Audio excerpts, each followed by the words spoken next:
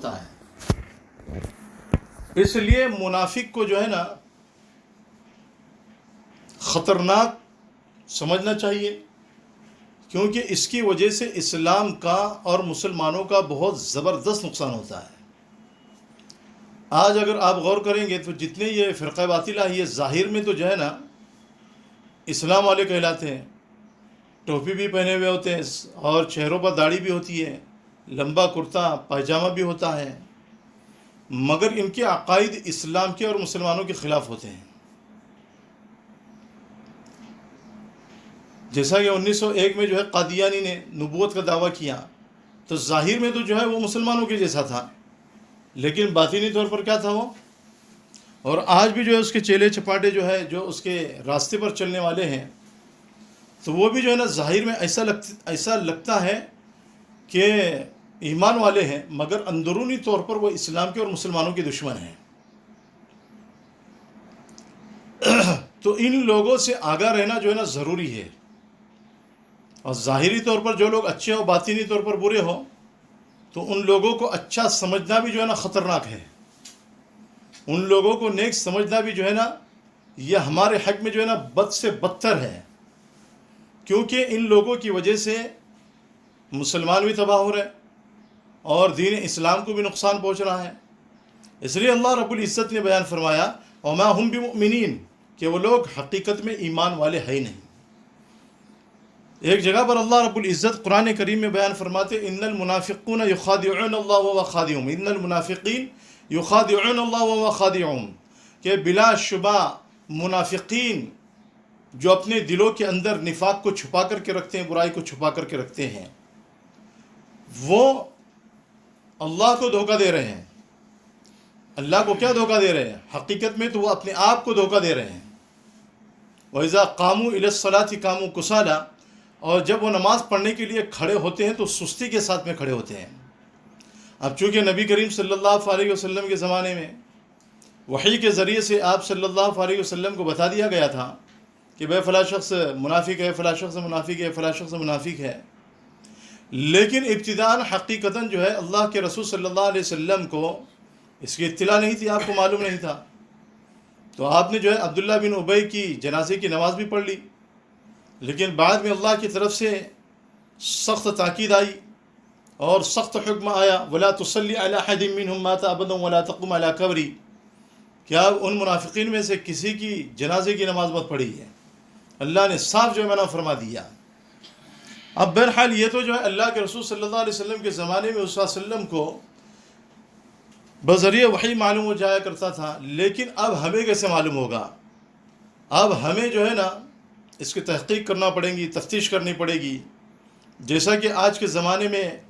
دعویٰ کرنے والے کچھ لوگ موجود ہیں کہ بھائی میں عیسیٰ ابن مریم ہوں، کچھ لوگوں نے ایسا دعویٰ کیا ہے،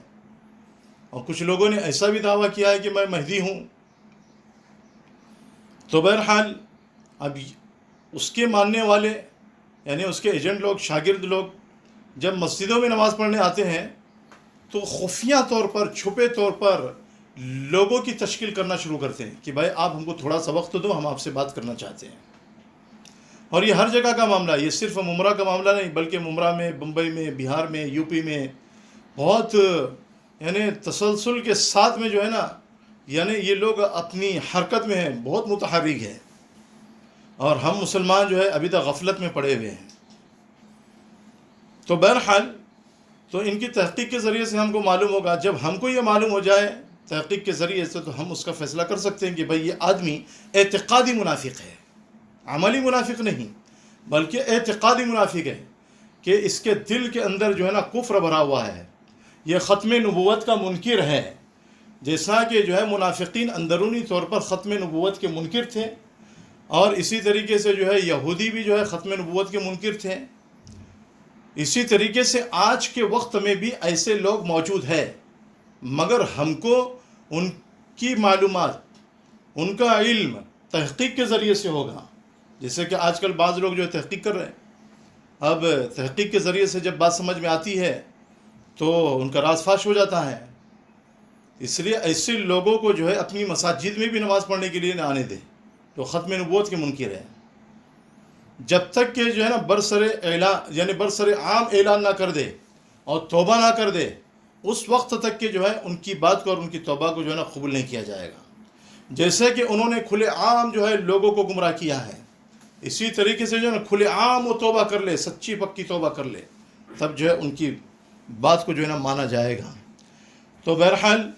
پھر اللہ رب العزت نے آگے بیان فرمایا، یخادعون اللہ والذین آمنوا وما یخدعون الا انفسهم وما یشعرون۔ یہ لوگ جو ہے خدا کو اور مومنوں کو دھوکہ دیتے ہیں، مگر حقیقت میں اپنے سوا کسی کو دھوکہ نہیں دیتے، اور وہ لوگ جو ہے نا اس سے بالکل بے خبر ہیں۔ پھر آگے اللہ رب العزت نے بیان فرمایا، فی قلوبہم مرض فزادہم اللہ مرضا وَلَهُمْ عَذَابٌ عَلِيمٌ بِمَا كَانُوا يَكْذِبُونَ۔ ان کے دلوں میں کفر کا مرض تھا، اللہ رب العزت نے ان کے مرض کو اور زیادہ کر دیا، اور ان کے جھوٹ بولنے کے سبب ان کو دکھ دینے والا عذاب ہوگا۔ دیکھو یہاں پر جو اللہ نے بیان فرمایا کہ منافقین ایمان والوں کو اللہ رب العزت کو دھوکہ دیتے ہیں، اللہ کو اور ایمان والوں کو دھوکہ دیتے ہیں۔ بھائی اللہ کو دھوکہ دینا کیا ہے؟ اللہ کو دھوکہ دینا یہ ہے کہ ایمان والوں کو دھوکہ دینا، اور اللہ رب العزت نے مزید تاکید کے لیے بیان فرمایا کہ یہ ایمان والوں کو دھوکہ دیتے ہیں۔ جب اللہ کو دھوکہ دیتے ہیں اور ایمان والوں کو دھوکہ دیتے ہیں تو یہ تو ظاہر میں ہوا دھوکہ دینا، لیکن حقیقتاً اللہ بیان فرمایا وما یخدعون الا انفسهم کہ وہ تو حقیقت میں اپنے آپ کو دھوکہ دے رہے ہیں، کیونکہ اللہ رب العزت کو تو کوئی دھوکہ نہیں دے سکتا ہے، لیکن ان کی اپنی زبان سے وہ یہ کہا کرتے تھے کہ ہم جو ہے نا اللہ کو دھوکہ دے رہے ہیں، ہم جو ہے نا اللہ کو چکمہ دے رہے ہیں، ہم جو ہے نا ایمان والوں کو چکمہ دے رہے ہیں۔ مگر وہ ایمان والوں کو اور اللہ کو کیا چکمہ دیتے؟ وہ تو جو ہے نا اپنے آپ کو گمراہ کرنے میں لگے ہوئے ہیں، اور وہ اس چیز کو جو ہے نا محسوس بھی نہیں کر رہے۔ اللہ رب العزت نے سمجھنے کی جو طاقت تھی، جو دل و دماغ کے اندر اللہ رب العزت نے عقل سلیم ان کو دیا تھا، اس عقل سلیم کے ذریعے سے بندے نے جو صحیح بات کو سمجھنی چاہیے اور برائی کو سمجھنا چاہیے، وہ تمام کی تمام چیزیں جو ہے اللہ رب العزت نے ان سے سلب کر لی۔ اب ان کو اپنی آنکھوں کے ذریعے سے ہدایت والا راستہ نظر نہیں آتا، اب کانوں کے ذریعے سے وہ ہدایت والی بات یعنی اللہ کے اور اس کے رسول کی بات جو ہے سن نہیں سکتے ہیں، اور اسی طریقے سے جو ہے ان کے دل کے اندر ہدایت والی بات گھستی نہیں۔ جب ان کے دلوں کے اندر ہدایت والی بات، ایمان والی بات گھستی نہیں، تو اب ان کے دلوں کے اندر کفر ہے، اور کفر کے معنی جیسا کہ میں نے پہلے بھی کہا تھا کہ کفر کے معنی آتے ہیں کسی چیز کو پوشیدہ رکھنا۔ تو یہ جو ہے نا اپنے دل کے اندر جو ہے نا ایمان والوں کے متعلق دشمنی کو، عداوت کو، حسد کو، بغض کو اور کینہ کپٹ کو چھپائے رکھتے تھے، اور لوگوں کے سامنے جو ہے یہ ظاہر کیا کرتے تھے ہم تو جو ہے نا اسلام کے اور مسلمانوں کے پکے دوست ہیں، حالانکہ یہ اسلام کے اور مسلمانوں کے پکے دوست نہیں تھے، یہ جو ہے خود کے بھی دشمن تھے اور مسلمانوں کے، اور جو لوگ ایمانی محنت کر رہے تھے اللہ کے رسول صلی اللہ علیہ وسلم، صحابہ کرام، ان کے پکے دشمن تھے۔ اس لیے اللہ رب العزت نے بیان فرمایا وما یخدعون الا انفسهم وما یشعرون کہ وہ لوگ جو ہے نا اپنے آپ کو دھوکہ دیتے ہیں اور وہ اس چیز کو محسوس بھی نہیں کرتے۔ جیسا کہ آج کے زمانے میں بعض لوگ گمراہیت کو پھیلا رہے ہیں، ضلالت کو پھیلا رہے ہیں، اور ہدایت کو خود بھی چھوڑ دیا ہے اور لوگوں کو بھی اس پر آمادہ کر رہا ہے ہدایت کو چھوڑنے پر۔ تو ایسے لوگ بھی جو ہے نا یہ ایمان اللہ کو اور ایمان والوں کو دھوکہ نہیں دے رہے، بلکہ اپنے آپ کو دھوکہ دے رہے ہیں، کیونکہ ان کا آخری جو ٹھکانہ ہے اللہ رب العزت نے اس کے متعلق قرآن کریم کے 5ویں پارے کے آخر میں بیان فرمایا ان المنافقین فی الدرک الاسفل من النار کہ بلا شبہ منافقین جہنم میں سب سے نچلے طبقے میں ہوں گے، ولن تجد لهم نصیرا اور آپ ان کے لیے کوئی مدد کرنے والا ہرگز نہیں پاؤ گے۔ اللہ نے تاکید کے ساتھ میں بیان فرما دیا ہرگز آپ نہیں پاؤ گے ان کے لیے کوئی بھی مدد کرنے والا۔ آج تو جو ان کی مدد کرنے والے مل جاتے ہیں کہ بھائی جو ان کا سردار ہے، جو ان کا پیشوا ہے، اب یہ پیسے کی بنیاد پر، پیسے کے بل بوتے پر لوگوں کو اپنا کام پھیلانے کے لیے کہہ رہے ہیں، لیکن آخرت میں جو ہے ان کا مدد کرنے والا کوئی نہیں ہوگا۔ آج تو پیسہ لے کر کے نعوذ باللہ لوگوں کو گمراہ کر رہے ہیں۔ اس لیے اللہ رب العزت نے آگے جو ہے یہ بیان فرمایا، اولئک الذین اشتروا الضلالۃ بالہدی، یہی وہ لوگ ہیں جنہوں نے گمراہی کو ہدایت کے بدلے میں خرید لیا ہے۔ فما ربحت تجارتہم، ان کی تجارت نے ان کو نفع نہیں دیا، وما کانوا مہتدین، اور وہ ہدایت یافتہ بھی نہیں ہوئے۔ ظاہر سی بات ہے کہ بھائی تجارت میں نفع کب ہوگا؟ جب مال اچھا ہو۔ جب مال اچھا ہی نہیں ہوگا تو تجارت میں نفع کیسے ہوگا؟ اب جب آدمی اچھے مال کو چھوڑ دیتا ہے، برے مال کو لے لیتا ہے، تو برا مال بازار میں بکتا نہیں، کیونکہ خریدنے والے بھی عقل سلیم رکھتے ہیں، ہوشیار اور سمجھدار ہوتے ہیں۔ اسی طریقے سے انہوں نے کیا کیا یہاں پر، جس چیز کے ذریعے سے آدمی جنت میں داخل ہونے والا ہوتا ہے، اس چیز کو انہوں نے ترک کر دیا، چھوڑ دیا، یعنی ہدایت کو، اور ہدایت کے بدلے میں جو ہے انہوں نے کیا کیا؟ ضلالت کو خرید لیا ہے۔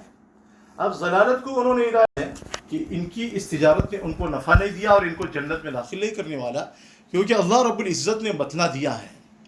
اب دیکھو اللہ رب العزت نے جو ہے نا شروع کی 4 آیات میں، اور الف لام میم کا ایک لفظ ملا کر کے 5 آیت، ان میں اللہ رب العزت نے ایمان والوں کا تذکرہ کیا، اور بعد کی 2 آیتوں میں اہل کفر کا، جن کے دلوں کے اوپر اللہ رب العزت نے پکی ٹھکی مہر لگا دی تھی، ان کا ذکر کیا۔ اب اس کے بعد کی 13 آیتوں میں، اس کے بعد کی 13 آیتوں میں اللہ رب العزت نے منافقین کا ذکر کیا۔ اب اندازہ لگاؤ کہ اللہ رب العزت منافقین سے کتنے ناراض ہے۔ اللہ رب العزت منافقین سے کتنے ناراض ہے؟ اتنے ناراض تو اللہ رب العزت اہل کفر سے بھی نہیں ہے، کیونکہ ان کا کفر تو بالکل واضح تھا۔ اگر ان منافقین کا کفر بالکل واضح ہو جاتا تو اسلام کو اور مسلمانوں کو جو ہے نا کوئی نقصان نہیں ہوتا۔ آپ اگر تاریخ اٹھا کر کے دیکھو گے، یعنی نبی کریم صلی اللہ علیہ وسلم کے اور خلفائے راشدین کے یعنی زمانے کے بعد میں، ان کے خلافت کے بعد میں جتنا نقصان مسلمانوں کو ان منافقین سے ہوا ہے، اتنا جو ہے نقصان کسی اور قوم سے نہیں ہوا ہے۔ کہ اسلام کو ختم کروانے میں، مسلمانوں کو تہس نہس کروانے میں، مسلمانوں کا قلع و کما کرانے میں جتنی کوشش منافقین نے کی ہے، اتنی کوشش جو ہے نا اہل کفر نے بھی نہیں کی ہے، جو ظاہری طور پر جو ہے نا بالکل یعنی مسلمانوں کے دشمن تھے۔ اور آج بھی یہی حال ہے کہ ان منافقین سے اسلام کو اور مسلمانوں کو شدید نقصان پہنچ رہا ہے۔ یہ چاہتے ہیں کہ اسلام کی یعنی ایمان کی بنیادوں کو جو ہے نا ہلا دی جائے اور ایمان والوں کو جو ہے نا ختم کر دیا جائے، لیکن اللہ نے بیان فرما دیا کہ یہ بالآخر کامیاب ہونے والے نہیں، کیونکہ وما یخدعون الا انفسهم وما یشعرون، یہ لوگ اپنے آپ کو دھوکہ دے رہے ہیں۔ پھر آگے بیان فرماتے ہیں کہ دیکھو ان کے دلوں میں جو ہے نا ایک مرض تھا، یعنی عبداللہ بن ابی ہو گیا، پھر اس کے بعد میں اس کے ساتھی ہو گئے، اور بھی جو ہے نا اس کا بہت بڑا ایک ماننے والا طبقہ تھا، ایک بڑی جماعت تھی اس کی۔ اللہ رب العزت نے ان میں سے بعضوں کو ہدایت بھی دیا، لیکن یہ عبداللہ بن ابی جو ہے اپنے نفاق پر مرا ہے، اور اپنے اصلی نفاق پر یہ مرا ہے۔ اس لیے اللہ رب العزت نے قرآن کریم میں بیان فرما دیا وَلَا تُصَلِّ عَلَىٰ أَحَدٍ مِّنْهُمْ، کہ اس کے طریقے پر جو بھی چلنے والا ہے اور نفاق کی حالت میں انتقال کر جائے، مر جائے، تو آپ اس کی جنازے کی نماز مت پڑھیے۔ اللہ نے جو ہے نا اپنی ناراضگی کا اظہار فرمایا۔ تو اب ان کے دل کے اندر جو مرض تھا، وہ مرض کون سا تھا؟ عبداللہ ابن عباس اور عبداللہ ابن مسعود اور بعض صحابہ کرام، اور اسی طریقے سے تابعین میں حسن بصری رحمۃ اللہ علیہ، اور حضرت قتادہ رحمۃ اللہ علیہ، اور حضرت ربی بن انس رحمۃ اللہ علیہ، اور ابو العالیہ رحمۃ اللہ علیہ، یہ سب یہ بیان فرماتے ہیں کہ یہاں پر مرض سے مراد شک اور شبہ ہے، کہ ان کے دلوں کے اندر شک اور شبہ تھا۔ کن کے دلوں کے اندر؟ یا عبداللہ بن ابی اور اس کے ماننے والوں کے دلوں کے اندر شک اور شبہ تھا۔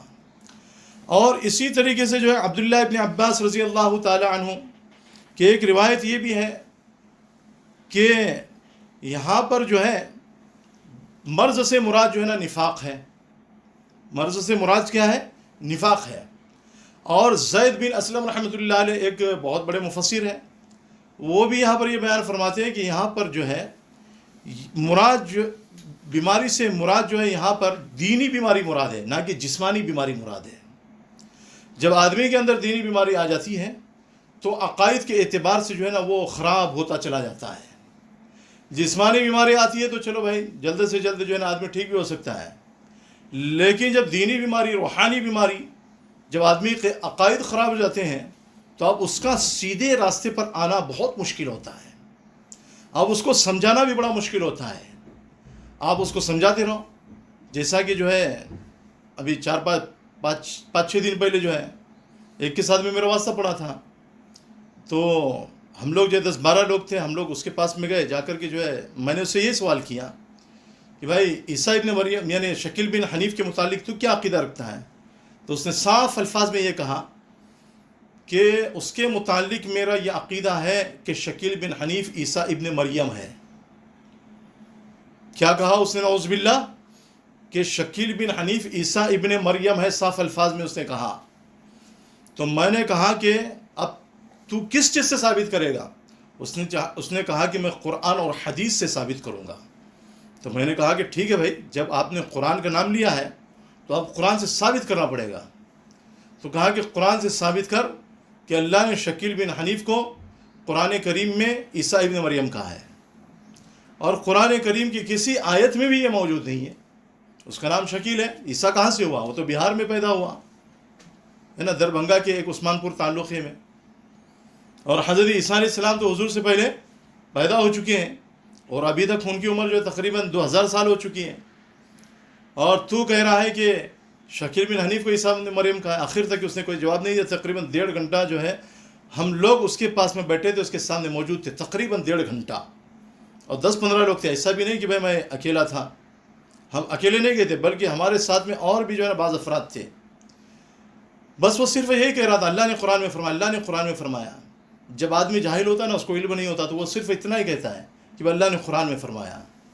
اور یہ بھی کہہ رہا تھا کہ حدیث میں رسول اللہ صلی اللہ علیہ وسلم نے فرمایا۔ تو یہ لوگ کیا کرتے ہیں کہ ان کے دلوں کے اندر یہ شک اور شبہ ہوتا ہے، نفاق ہوتا ہے، ریاکاری ہوتی ہے، منافقوں کے اندر ریاکاری بھی ہوتی ہے، دکھلاوا بھی ہوتا ہے، اور دینی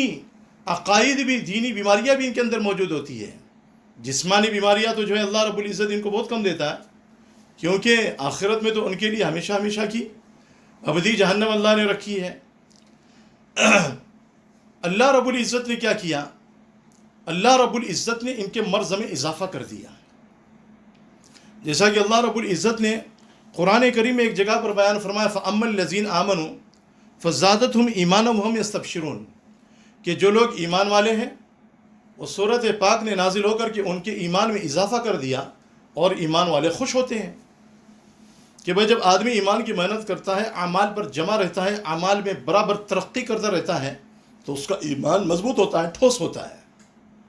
اب وہ پہاڑ سے بھی زیادہ جو ہے نا دین اسلام پر قائم ہو جاتا ہے، جم جاتا ہے۔ پھر ایک جگہ پر اللہ رب العزت نے ان منافقین کے بارے میں ایک بیان فرمایا وَأَمَّا الَّذِينَ فِي قُلُوبِهِمْ مَرَضٌ فَزَادَتْهُمْ رِجْسًا إِلَىٰ رِجْسِهِمْ وَمَاتُوا وَهُمْ كَافِرُونَ،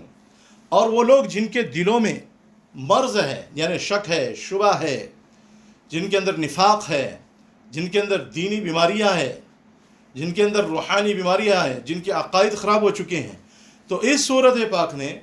ان کی ناپاکی کو اور ناپاکی میں بڑھا دیا۔ اللہ رب العزت نے جو ہے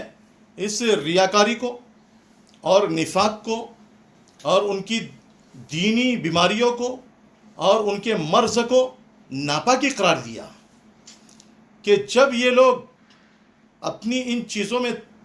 ترقی کرتے رہتے ہیں، محنت کرتے رہتے ہیں، کوشش کرتے ہیں، تو ان کی ناپاکی اور بڑھتی چلی جاتی ہے، ان کا نفاق اور بڑھتا چلا جاتا ہے،